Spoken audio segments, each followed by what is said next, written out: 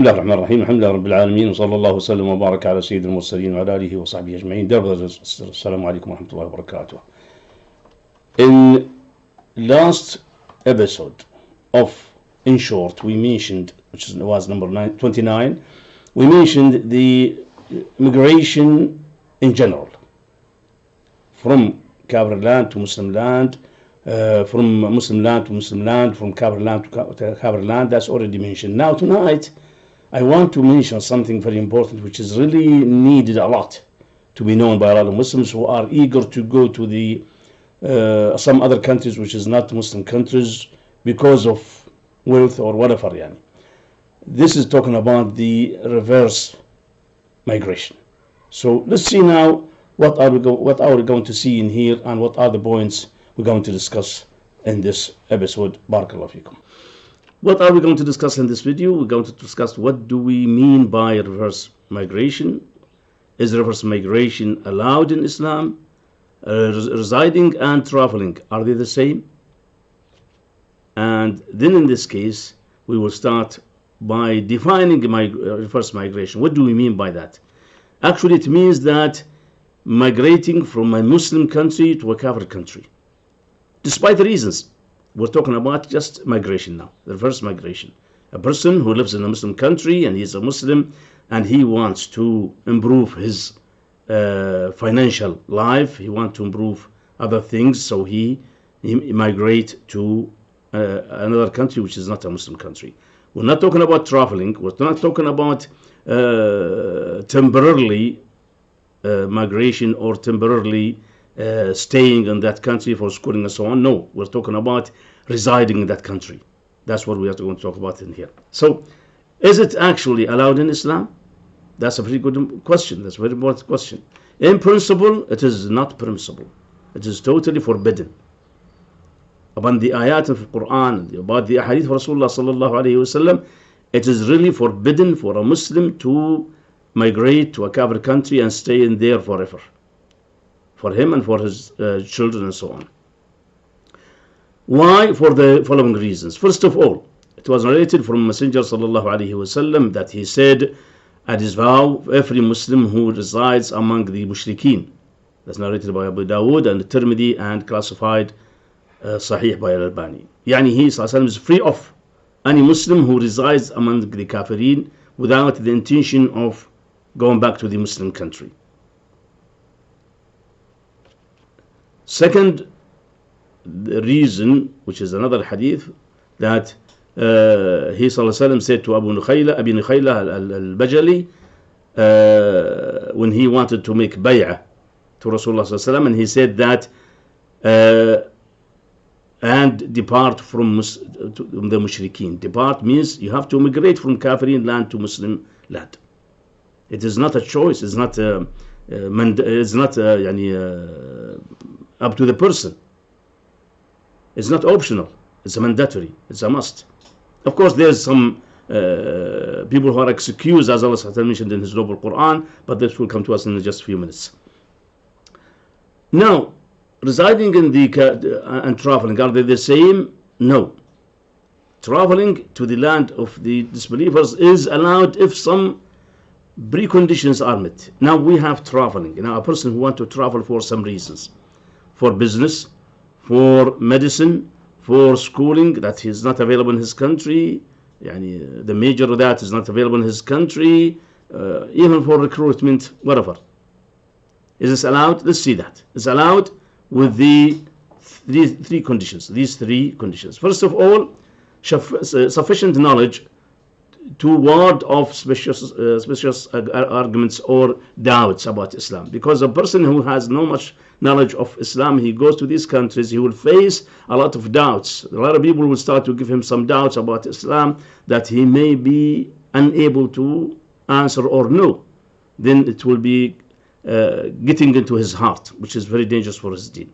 Second condition is he must be rigorously committed so as to ward off bad things, bad desires, because everything is available in the Kafirin land. It's totally free and it's by the law. zina, drinking alcohol, and so on is, na'udhu billah, allowed in their, by their law. So if a Muslim has not enough iman, not enough deen, then he may go, into these things and fall into it, na'udhu billah. Shaitan is very foxy, as you know. The third condition is that a true need to do that. Yani traveling to these countries, there must be a very good reason for that. Like what? Like medicine, learning, business, whatever. And that's actually with the previous two conditions is a must. Three conditions, as Shaykh ibn Uthaymeen rahmatullahi mentioned, these are really a very strong conditions for a Muslim who want to travel to the Kafirin land, only traveling, not residing. Right. What about residing? Residing in the land of the disbelievers is totally not allowed, due to so many dangers.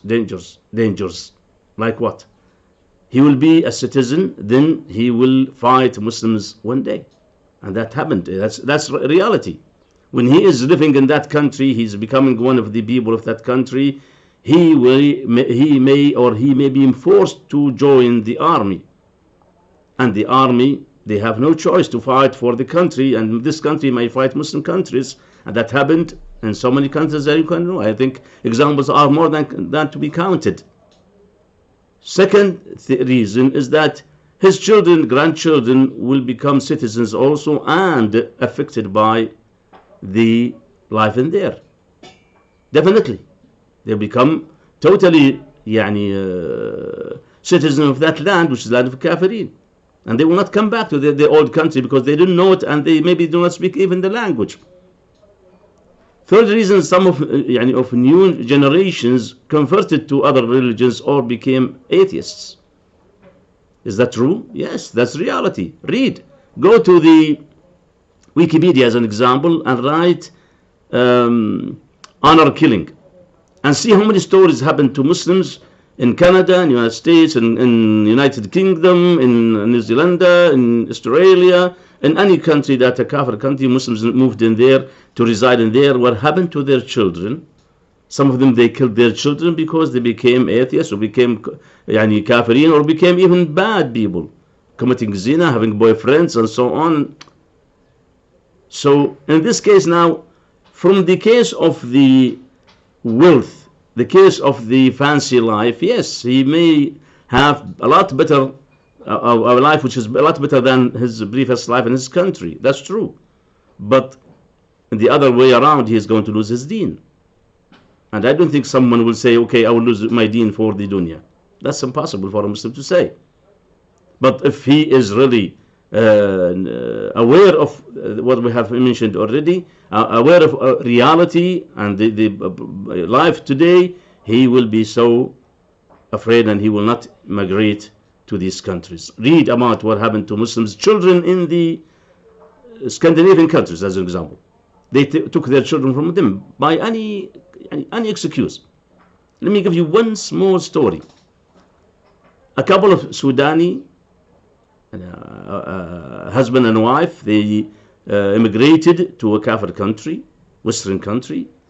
They had one child called Umar, and one day the father, after they gained the citizenship in that country, one day the father, the child became now a teenager, about 13 or 14 years old, and the father wanted to stop him from doing something, and he hit him regularly, and that's natural for the father to do.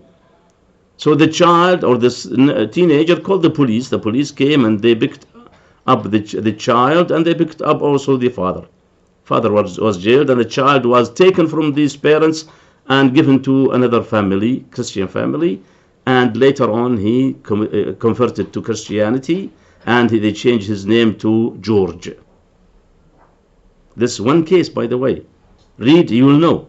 So really it's very dangerous for a Muslim to migrate or to migrate to the Kafirin country. Right. And even this against what Allah subhanahu wa ta'ala said. Is there any excuses? Yes, there are excuses. If the person is afraid of his life and so on, and he's unable to go back to a Muslim country, like the ayah Allah mentioned in his noble Quran, for those who were in Mecca and they couldn't migrate to Rasulullah sallallahu alaihi wasallam in Medina, he gave him an excuse. إلا المستضعفين من الرجال والنساء والولدان لا يستطيعون حيلة ولا يهتدون سبيلا. Those who are unable to migrate back to Rasulullah sallallahu alaihi wasallam in Medina, to a Muslim country, yes, Truly now it's very hard for a Muslim to migrate from a Kafir country to a Muslim country because of these laws and these borders and these passports and visas and so on. True.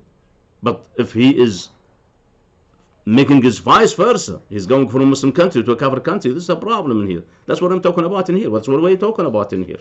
So earlier I advise myself and every Muslim to think twice, three times more than that before he decided to go to any of these countries, because he will gain a lot of money and luxury, fancy life, yes, but he will lose himself, his deen, or his children's deen. Yeah, maybe he's strong enough and he's a good Muslim, yes, but maybe there's some society, Muslim society in there, yes, a masjid in there, yes, true, but he cannot control his children, and his children read the statistics. By the way, I have seen a statistic saying that the first generation who went to the Kafirin country, 75 of them are okay, saved. 50% of the next generation are not saved. 75 of the next generation, third generation, are away from Islam. Whether they convert to the Kafir or to Christianity or some other religion, or became atheists, whatever. So who is going to go for this adventure or this dangerous life? I don't think a Muslim will think of it at all, inshallah ta'ala. May Allah subhanahu wa ta'ala accept our deeds and save us all from the wrong way and keep us on the path of Rasulullah sallallahu alaihi wasallam, Sahaba, wallahu a'lam, wa sallallahu alaihi wa sallam, nabiyina Muhammad wa ala alihi wa sahbihi ajma'in.